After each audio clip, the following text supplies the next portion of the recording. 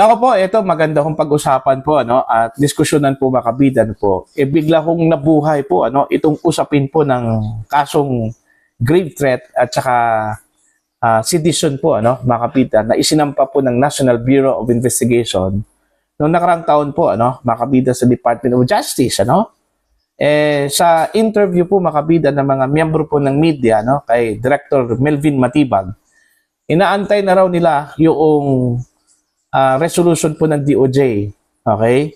Para lumabas, mga kabida, at isasampa po ang kaso po sa korte, against the Vice President. Alright? So ito, nataon po ito, sa impeachment trial po ni Vice President Sara Duterte, mga kabida. Bigla hong nataon po yung timing po niya, mga kabida. Okay? So, since last year pa po yun, ang tagal ba? Okay? Ang tagal ba lumabas? Okay? Grave threat at saka sedition po ang isinampa po ng NBI against the Vice President, mga kabida po. Alright? Eto, pakinggan muna natin si Director Melvin Matibag ng National Bureau of Investigation at saka pagkatapos niyan, magre-react ko tayo dito, mga kabida. Ano ba kayo ng kaso kay Vice President Sara Duterte? Given the findings. Alam mo, meron na po. May nakapail na po. For the resolution of the Department of So Justice. anytime po pwede natin siya na-resuhan. Pag lumabas po yung resolution niya, mag-file po sa konso. Ito depend on that. Attorney, hindi pa yung bad practice yung pagkapat. Ano yung sinugulay na ito? Kasi mag-file ng ombudsman. Ano po ipapile na complaint na nandun po muna tayo sa criminal case muna na binailamin sa DOJ. So we are awaiting the resolution. How soon? Well, depende po sa DOJ, but we are awaiting. We're praying na sana po lumabas na. So hindi ba matagal na masyado bago maglabas ng resolution ng DOJ since last year pa rin pa yung complaint? Well, may procedure po sila and I cannot speak for their procedure. Ay, attorney, hindi mo ba bad practice or bad baka makasuwa rin makulong si Vice President Sara Duterte sa kanyang mga support? Well, that is a political question that I rather not answer. Pasensya na po. Lalo po diba yung mga ebidensya natin against VP Sara for her to be arrested? Wala pa po tayo sa arrested. Yung kailangan po muna may resolution po in Department of Justice.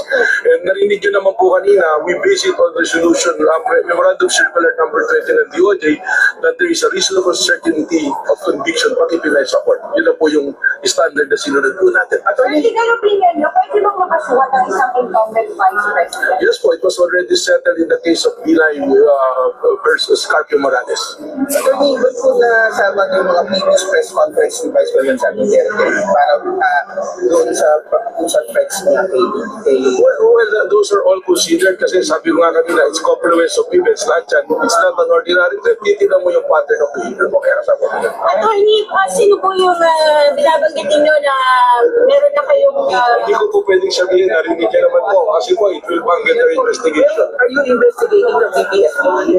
Hindi po particularly BTSPD, pero sinasabi ko po rito, we are already identified in Pero member ng AFP. Well, sinasabi ko nga po, merong mga member dyan ng AP, pero wag nyo na po pilitin, detalye natin dahil may investigation po, it's an open investigation case. Po? Mga ilan po yun? Ilan sila? Hindi ko rin po pwedeng sabihin, pasensya na po. Ayan. So, yun po yung sinabi po ni Director Matibag po, mga kabida, na inaantay na lang po nila yung magiging resolution po ng DOJ dito sa isinampang kasong kriminal, grave threat at saka sedition, laban ho kay Vice President Sara Duterte, mga kabida po. Yung sinabi po niya, nung tanong po doon sa kanya, ng isang miyembro po ng media kung maaari bang kasuhan ang isang sitting Vice President, pwede naman po, okay? Pero ang question kasi dyan, mga kabida, uusad ba yung kaso? Kasi malinaw po sa saligang batas, mga kabida, na kailangan mo nang matanggal bilang Vice Presidente sa pamamagitan po ng impeachment trial itong si Vice President Sara Duterte bago po uusad itong kaso laban po sa kanya, itong kasong kriminal, Kasi ang kasong kriminal po ay hindi ho maaaring magtanggal po ng isang impeachable official katulad po ni Vice President Sara Duterte, sa pamamagitan lang po ng impeachment trial, ano, mga kabida. Okay? At hindi ho siya maaring aristuhin. Okay? Mga kabida, habang siya po ay ginagampanan po niya bilang vice presidente po, ano, mga kabida, kailangan muna siyang i-remove, okay, bago po maipatupad po, ano, itong arrest warrant kung meron man po, ano, mga kabida, laban ho sa vice presidente, ano po. Okay? Actually, debatable po yan, ano, mga kabida. Okay? Pero naniniwala ho ang ilang mga abogado po, ano, mga kabida, na kailangan munang umusad itong impeachment trial bago po itong criminal case against the Vice President. Okay? Tsaka pangalawa, wala naman po problema yung kaso po niya, no? Kasi bailable po lahat, eh. Actually, ang grave threat po, ano, sa ilalim po ng Article 282, ano, ng Revised Penal Code, bailable po yun. Pati itong sedition po, ano, sa ilalim po ng 139 article ng Revised Penal Code din, ano, mga kabida, bailable din yun. Okay? So, hindi po ito katulad ng plunder, malversation na non-bailable offense, ano, mga kabida. Bailable lahat po ito. Pero gaya ng sinabi ko po kanina, ano, sa aking pagkakaintindi po, ano, sa batas at sa saligang batas po, ano, mga kabida, lalong-lalo na po pertaining to impeachable official, ano, mga kabida, kailangan munang may impeach po sila bago po susunod itong criminal case laban ho sa kanila, ano, mga kabida. Pero bigla hong nabuhay ito, ano, timely masyado dito sa impeachment trial po ni Vice President Sara Duterte, ano. Okay, yung inaantay na resolution po ng NBI. Actually, last year pa po ito. I think February ata na i-file itong kasong criminal po, ano, against the Vice President, mga kabida. Ang tagal po, eh.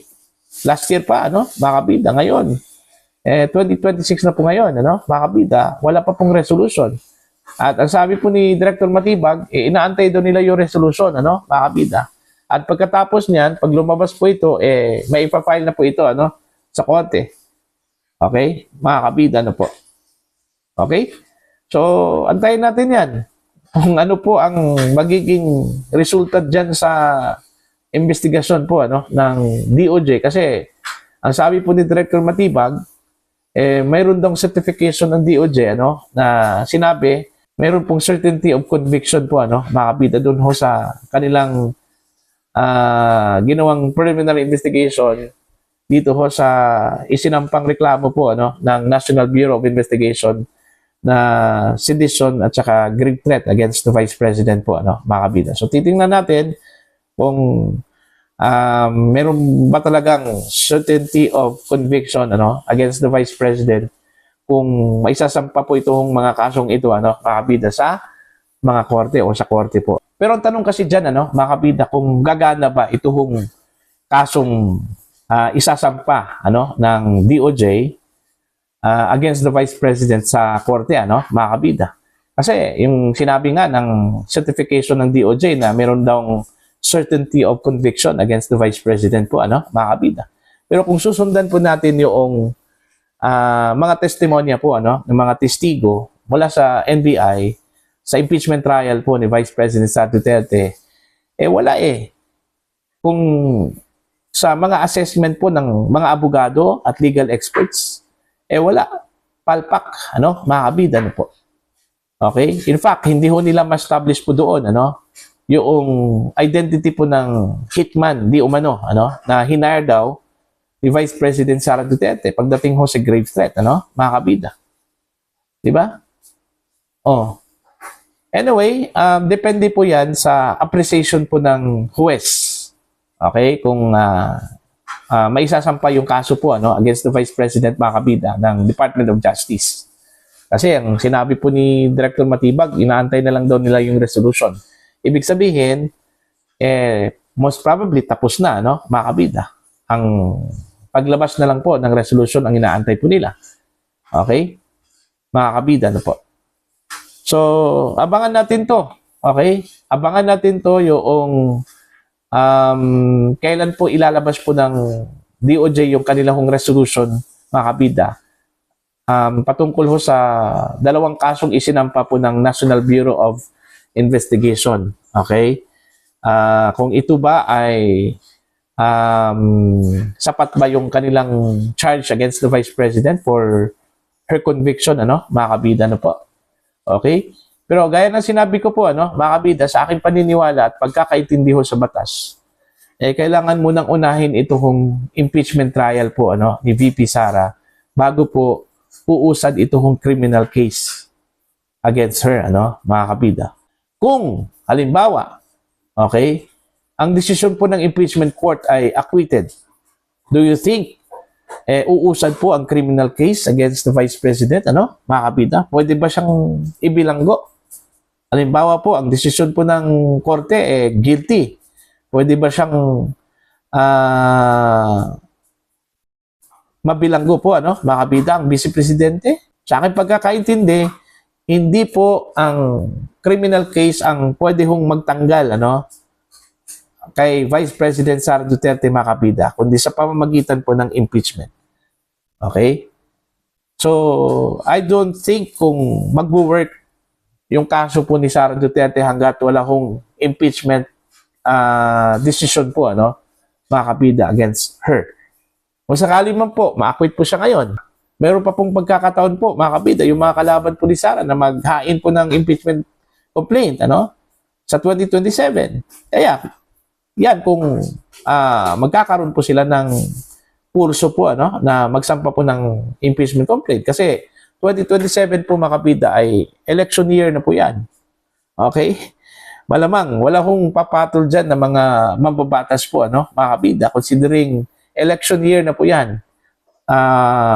Taon yan for the positioning para ho sa mga politiko. Okay? Otherwise, kung ayaw na po nilang magpolitiko po by 2028, siguro meron pong arisgada dyan, o arisgado dyan, mga kabida, po. Okay? Na pwede hong magsampa po ng impeachment complaint against the Vice President, granting, for the sake of discussion, mga kabida, na ma-acquit si Sara Duterte sa kanyang impeachment trial po ngayon, mga kabida, po. Okay? For your comment and for your opinion, please comment down. Sa mga hindi pa po subscriber po sa aking channel, please subscribe. Just click the subscribe button. Click the notification bell, click all para updated po kayong mga kabida sa aking mga uploads. Maraming salamat po sa inyo lahat.